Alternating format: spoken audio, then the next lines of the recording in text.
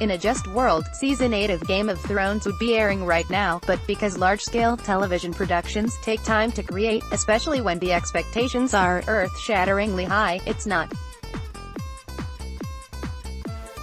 Boo. However, just because Season 8 isn't coming out this year doesn't mean that fans aren't hungry for sweet speculation when it comes to the hit show's anticipated ending. To serve that need, here's how some of Game of Thrones' minor characters might impact the final season. See also, what the Game of Thrones leaks tell us about Season 8. 1. Kinvara. Anyone would be forgiven for forgetting poor Kinvara, the High Priestess of R'hllor who had one scene with Tyrion and Varys in Season 6, but Melisandre's banishment may bring this fiery lady back with a vengeance. She was introduced as a High Priestess of the Red Temple of Volantis, and her brief conversation with Tyrion showed that the priests of her temple are huge fans of Daenerys. She believes that Daenerys and her dragons were sent to lead the people against the darkness in this war and in the Great War still to come, which happens to be the war Daenerys is fighting right now. Why is this important? Because before Melisandre skipped town, she told Varys that she is going to Volantis but will return to die in Westeros. It's entirely possible that Melisandre is going to Volantis to visit that big ol' red temple they have, which is the largest red temple in the world of Game of Thrones and is also home to the Fiery Hand, a R'hllor-worshipping private army that answers to the High Priest of the Red Temple. High Priest, that is, or Priestess. If Kinvara is still alive, she may be the woman in charge of this army and might send them to Westeros to help her favorite dragon queen. 2. Baby Sam. Little Sam has been an adorable ray of hope for humanity ever since Samwell Tarly smuggled him out of the horrifying carousel of sacrificial wildling incest into which he was born. The question, what does Craster do with his sons, was a mystery for the first few seasons of Game of Thrones, and audiences were shocked to learn that they are given to the Night King for transformation into White Walkers.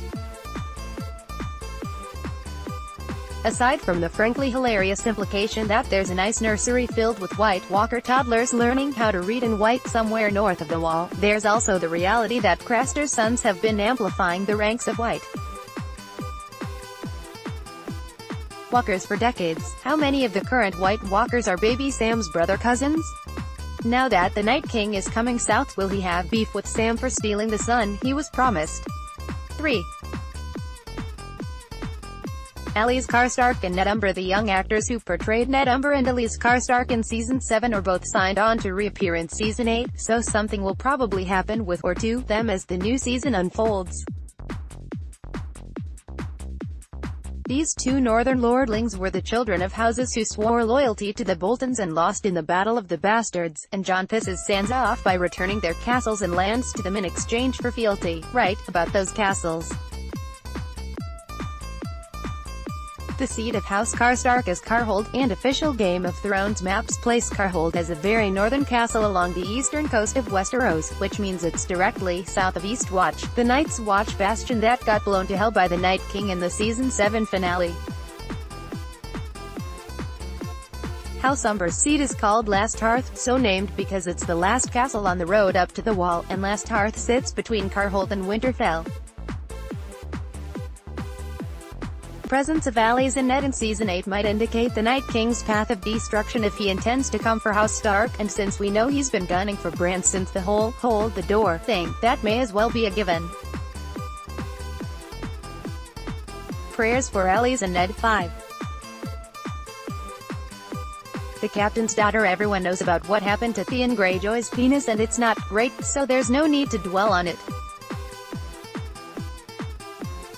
Flashback though, to when Theon had a penis and was putting it to good use in Season 2, when he romanced the Captain's daughter on the ship that took him from Robb Stark's camp to visit his D-bag father on Pike.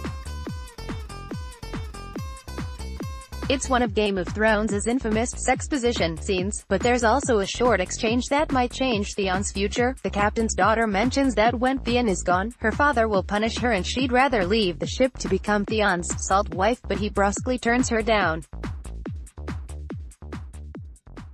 Did she want to flee the ship because she was afraid of her father, or was she afraid she might be pregnant and being a salt wife would force Theon to acknowledge her child?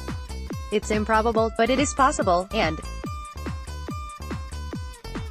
if Theon finds out that he has a child, who, by the way, would be Yara's heir to a liberated Iron Islands, according to her deal with Daenerys, it might give him something new to fight or die for. 6.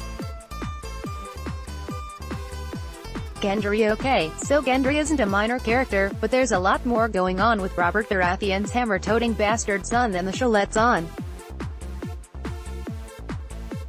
Robert Baratheon's grandfather married a Targaryen princess, making Robert Queen Daenerys' second cousin and Gendry her second cousin once removed. He's also Jon's third cousin. He hasn't had a chance to meet the dragons yet, but it's possible that Gendry's dragon blood might come in handy at a crucial moment. Further complicating the issue of Gendry's dragon blood is the long history of House Baratheon, which was founded by Orys Baratheon way back in the time of Aegon's conquest. Orys Baratheon was very likely the bastard brother of Aegon, the Conqueror, Targaryen, making the entire Baratheon line close cousins of the Dragon Kings. Will any of this matter? Who knows? Sure is fun to think about though.